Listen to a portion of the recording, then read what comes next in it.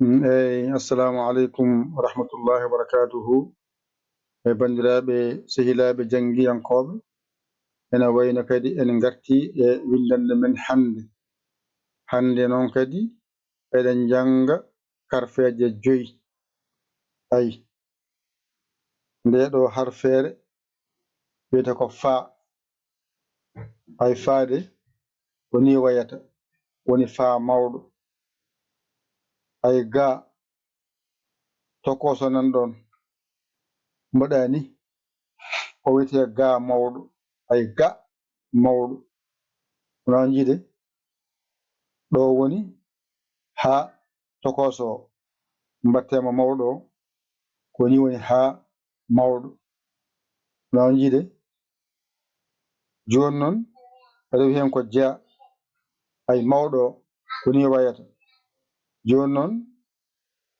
dewnan hen ka mawɗo en keeɓi 5 joni tokoso so ari waɗa ni fa tokoso on saaha ga tokoso on saaha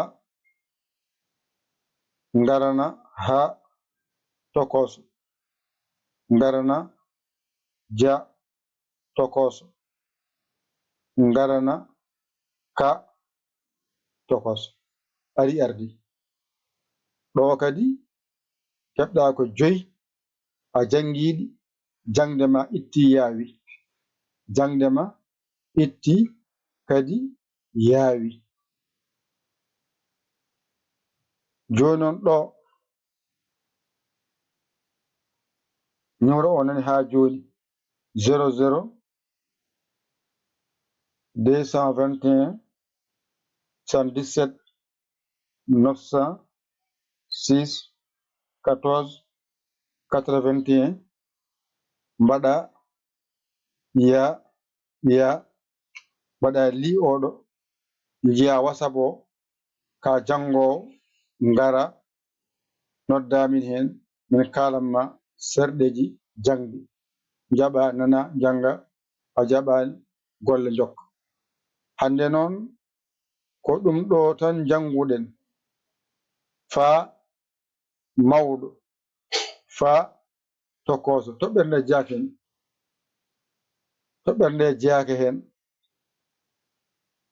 addi ɗo tan toɓɓerde ko sa itti toɓɓerde hen wonta ko fa mawɗo ko enen haaji men ko fa tokoso toɓɓerde hen toɓɓira ɗo ko ha ɗum wawa ɓennude taw mawɗo arani wadde famten fa mawɗo ko ni wayata tokoso o ni wayata wadde fa mawɗo fa tokoso ko jangate e fa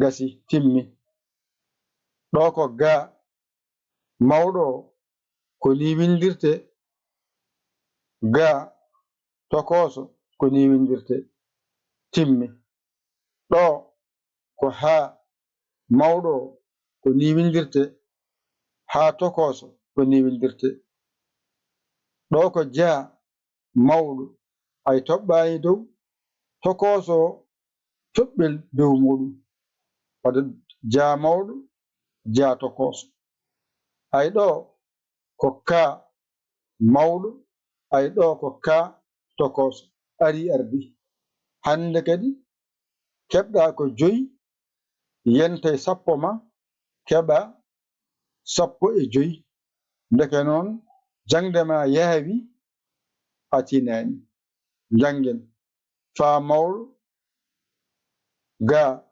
mawɗo ha mawɗo ja mawɗo ka mawɗo tokoso ari fa tokoso ga tokoso ha tokoso ja tokoso ka tokoso wadde paama tan ko fa mawɗo e fa tokoso ngoodi paama ga mawɗo woodi e ga tokoso gasi paama ko haa mawɗo woodi e haa tokoso gasi. Paama ko jaa mawɗo woodi e jaa tokoso gasi. Paama ko kaa mawɗo woodi e kaa tokoso jangde ma gasi. Ɗum ɗo so ɗiggi a wattii ko ɓenni ko jangde ma yaawi. Ko ɗemngal ma ngal janngata hay gooto firantaama ɗemngal ma. Heddii jannginoɗaa ko bindol no windirte. Wadde aɗa holle bindi, ƴettu kuɗol ma aɗa winda. Aɗa holle aɗa winda. Aɗa holle aɗa winda. A saggii noon noddu en 00 221 77 906 14 81 mbaɗa yaaya mbaɗa lijjiya WhatsApp o ngara caggiri ma. A saggaani ɗum jinmi ƴeewata ko baawɗo ɓakkoɗa sara makko omo holluma omo haalanma. Allah walluma jiita ceerta e majjere. Ceerta e majjere. Janggen gootol ɓaaren.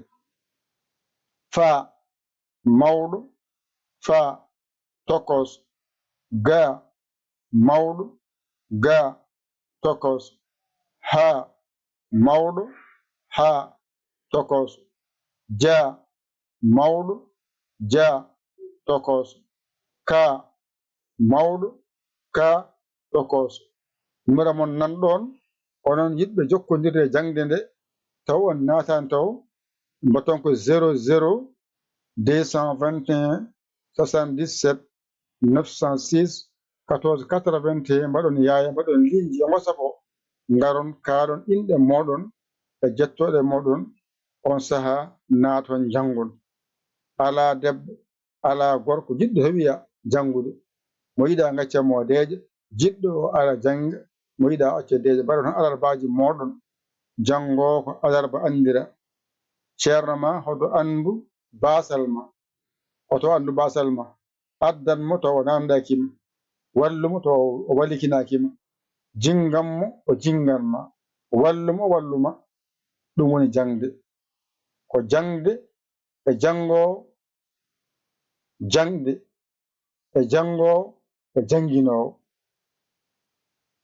Jonon janginowo ara walluma ha janga. Anne ngara janga. Mbawa jangde nde ngayna gonta gando jalta e majjere. Wassalam. Ko musidɗo mon giɗo mon sabu Allah Yaya Ly Kola Sénégal. Alhamdulillahi rabbil alamin. On jarama. Wassalam.